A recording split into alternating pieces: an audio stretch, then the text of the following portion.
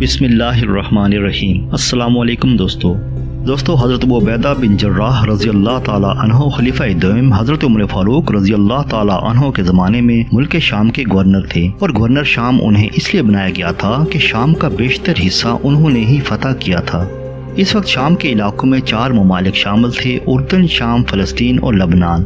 اس وقت یہ چاروں علاقے اسلامی ریاست کا ایک صوبہ تھے، اور حضرت ابو عبیدہ بن جراح رضی اللہ تعالی عنہ اس کے گورنر تھے۔ شام کا صوبہ کافی زرخیز تھا، مال و دولت کی ریل پیل تھی، اور روم کا سرسبز و شاداب علاقہ۔ جناب حضرت عمر فاروق رضی اللہ تعالی عنہ مدینہ میں رہ کر سارے عالم اسلام کی کمان کیا کرتے تھے، چنانچہ ایک مرتبہ معائنہ کرنے کے لیے شام کے دورے پر تشریف لائے۔ دورہ شام کے دوران ایک مرتبہ حضرت عمر فاروق رضی اللہ تعالی عنہ نے فرمایا: اے ابو عبیدہ، میرا دل چاہتا ہے کہ میں اپنے بھائی کا گھر دیکھوں جہاں تم رہتے ہو۔ حضرت عمر فاروق رضی اللہ تعالی عنہ کے ذہن میں شاید یہ تھا کہ ابو عبیدہ اتنے بڑے صوبے کے گورنر ہیں اور یہاں دولت کی بھی فراوانی ہے، اس لیے ان کا گھر ضرور دیکھنا چاہیے کہ انہوں نے کتنا مال جمع کیا ہوا ہے اور گھر کیسا بنایا ہے۔ حضرت ابو عبیدہ رضی اللہ تعالی عنہ نے جواب دیا: اے امیر المؤمنین، آپ میرے گھر کو دیکھ کر کیا کریں گے؟ اس لیے کہ جب آپ میرے گھر کو دیکھیں گے تو آنکھیں نچوڑنے کی سوا کچھ حاصل نہ ہوگا۔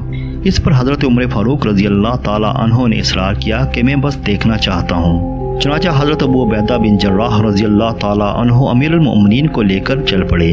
ابو عبیدہ شہر کے اندر سے گزر رہے تھے، اور چلتے چلتے جب شہر کی آبادی ختم ہو گئی تو عمر فاروق رضی اللہ تعالی عنہ نے پوچھا کہ اے ابو عبیدہ، کہاں لے کر جا رہے ہو؟ حضرت ابو عبیدہ رضی اللہ تعالی عنہ نے جواب دیا: اے امیر المؤمنین، بس اب تو قریب ہی پہنچ چکے ہیں۔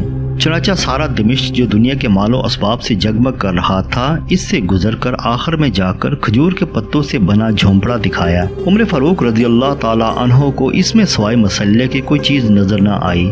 حضرت عمر فاروق رضی اللہ تعالی عنہ نے پوچھا کہ اے ابو عبیدہ، تم اس میں رہتے ہو؟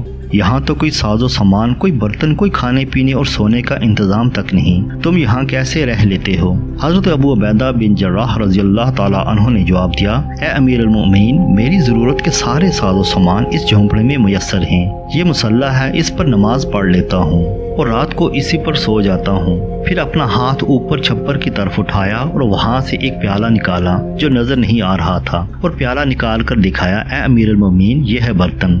حضرت عمر فاروق رضی اللہ تعالی عنہ نے جب اس برتن کو دیکھا تو اس میں پانی بھرا ہوا تھا، اور اس میں سوکھی روٹی کے ٹکڑے بھیگے ہوئے تھے۔ اور پھر حضرت ابو عبیدہ رضی اللہ تعالی عنہ نے فرمایا: اے امیر المؤمنین، میں تو دن رات حکومت کے کاموں میں لگا رہتا ہوں، کھانے پینے کے کاموں کے لیے فرصت نہیں ہوتی۔ یہ خاتون میرے لیے 2-3 دن کی روٹی ایک وقت میں پکا دیتی ہے، میں اس روٹی کو کھا لیتا ہوں، اور جب وہ روٹی سوکھ جاتی ہے تو اس روٹی کو پانی میں ڈبو لیتا ہوں اور رات کو سوتے وقت کھا لیتا ہوں۔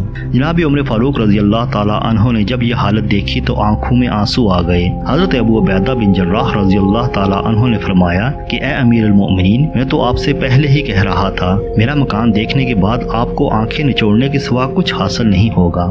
حضرت عمر فاروق رضی اللہ تعالی عنہ نے فرمایا کہ اے ابو عبیدہ، اس دنیا کے ریل پیل نے ہم سب کو بدل دیا ہے، مگر اللہ کی قسم تم تو ویسے ہی ہو جیسے رسول اللہ صلی اللہ علیہ وآلہ وسلم کے زمانہ میں تھے۔ اس دنیا نے تم پر کوئی اثر نہیں ڈالا۔